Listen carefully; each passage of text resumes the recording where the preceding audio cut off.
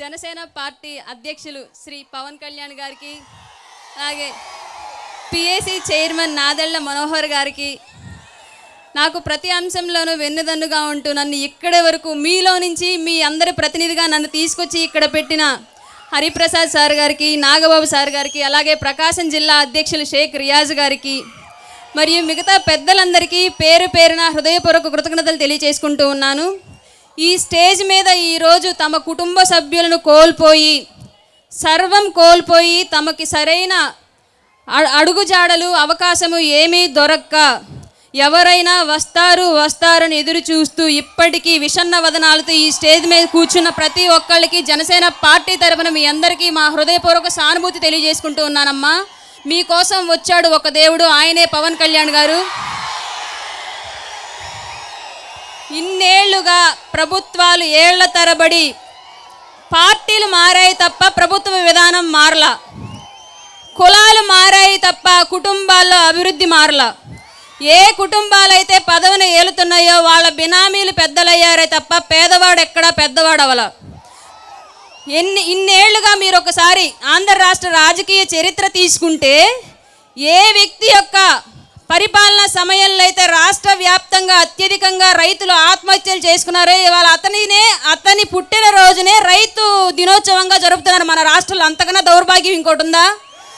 మీరు ఎప్పుడైనా గమనించారా? వైఎస్ రాజశేఖర రెడ్డి గారి సమయంలో మాత్రమే ఆంధ్ర రాష్ట్రంలో అత్యధిక ఆత్మహత్యలు జరిగాయి కాంగ్రెస్ ప్రభుత్వం టైంలో. కానీ ఆ మహానుభావుడి వల్ల మనందరం రైతు దినోత్సవం జరుపుకుంటున్నాం. ఏం చేశారని? ఒక ఉద్యోగం, రాజకీయం అనేది సామాజిక బాధ్యత. మనం డబ్బులు ఇచ్చి వాళ్ళకి జీతాలు ఇచ్చి సంఘటితంగా ఒక వ్యవస్థను ఏర్పాటు చేసి సమాజాన్ని బాగు చేయండి, మేమందరం మా పనుల్లో మేము ఉంటాం కాబట్టి మేమందరం పన్నులు కట్టి మీకు ఉద్యోగాలు అప్పగిస్తున్నాము, మీరు మీ ఉద్యోగాలు సవ్యంగా చెయ్యండి అని చెప్పేసి రాజకీయ నాయకుల చేతిలో అధికారం పెడితే వాళ్ళు చేసింది ఏంటో తెలుసా? వాళ్ళ ఆస్తులు పెంచుకోవడం, మన అప్పులు పెంచడం. ఎవరికైనా సరైన ఉద్యోగం వచ్చే పరిస్థితి ఆంధ్ర రాష్ట్రంలో ప్రస్తుతం ఉందా? లేదు.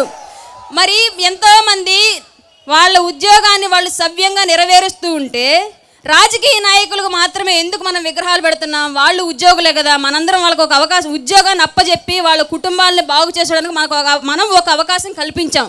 కానీ వాళ్ళు ఏదో వాళ్ళ సొంత డబ్బులతో చేసినట్లుగా ఎందుకు వాళ్ళకి విగ్రహాలు పెట్టి మన వీధుల్లో వాళ్ళ మొహాలను రోజు మనకు రుద్దుతున్నారు? వాళ్ళు ఏమైనా పరమాత్ముల పైనుంచి దిగొచ్చారా? లేదా వాళ్ళ ఆస్తులు ఏమైనా మనకు పెట్టారా? నిద్ర లేస్తే ఒక మున్సిపాలిటీ కార్మికుడు మనం వేసే వ్యర్థాలని, మలినాల్ని అన్నింటినీ వీళ్ళకన్నా సవ్యంగా చక్కగా బాగు చేస్తున్నాడు, అతనికి పెట్టండి ఒక విగ్రహం, ఒప్పుకుంటాం. ఆర్మీలో మా అందరి ప్రాణాల కోసం, మా అందరి కుటుంబాల కోసం వాళ్ళ ప్రాణ త్యాగాలు చేసి రోజు ఎక్కడో ఒక చోట ఎవరో ఒక ఆర్మీ జవాన్ ప్రాణాలు పోగొట్టుకుంటున్నాడు, వాళ్ళకు పెట్టండి వీధి విగ్రహాలు, ఒప్పుకుంటాం.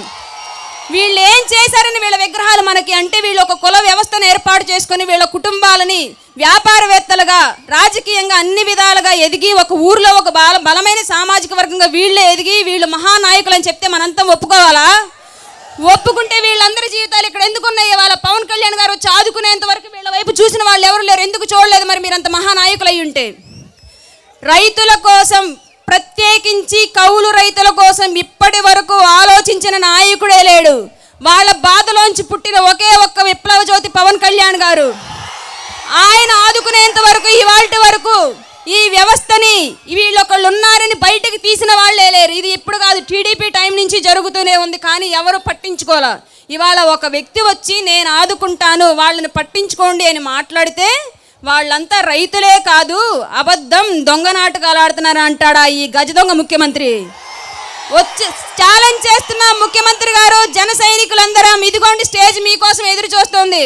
మాకు వెనకాల కనీసం జనసేన లోగో కూడా ఉండదు. మీరు నిజంగా ప్రజాబంధు అయితే, రైతు బంధు అయితే, దళిత బంధు అయితే ఇక్కడున్న రైతుల్లో చాదుకోండి. ఈ స్టేజ్ మిమ్మల్ని ఆహ్వానిస్తుంది ముఖ్యమంత్రి గారు. పవన్ కళ్యాణ్ గారి కన్నా మీరు మిన్నగా చేయగలిగితే మేము మిమ్మల్ని స్వాగతిస్తాం. రండి జగన్మోహన్ రెడ్డి గారు, మిమ్మల్ని పిలుస్తున్నాం జనసేన పార్టీ తరఫున ఈ స్టేజ్ మీదకి. దోచుకోవడం తెలియని ఈ ముఖ్యమంత్రి మనల్ని బాగు చేసేది, రాష్ట్ర యువతని బాగు చేసి ఇతన 4 మీడియా ఛానళ్ళు, 4 వ్యక్తులు వెనకాల ఉండి భజన చేస్తే వీళ్ళు తిరుగులేని ఏంటో అంటారేంది, ఒక్క మగాళ్ళంట. ఎవరికి కావాలి? మనకు అవసరమా? ఈ ముఖ్యమంత్రిని 2024లో ఎక్కడికి పంపి ఎక్కడికి పంపిద్దాం? చర్లపల్లి బోన్లో పెట్టేద్దాం. సింహం సింగిల్గా వచ్చిందన్నారుగా, సింహాన్ని బోన్లో పెట్టేద్దామా? ఈ రైతులందరికీ ఇవాళ మనందరం అండగా నిలుద్దాం. పవన్ కళ్యాణ్ గారికి మనంతా ఉన్నాం. సేన సిద్ధమా? 2024లో మనందరం యుద్ధమే. ఓడేది ఎవరు?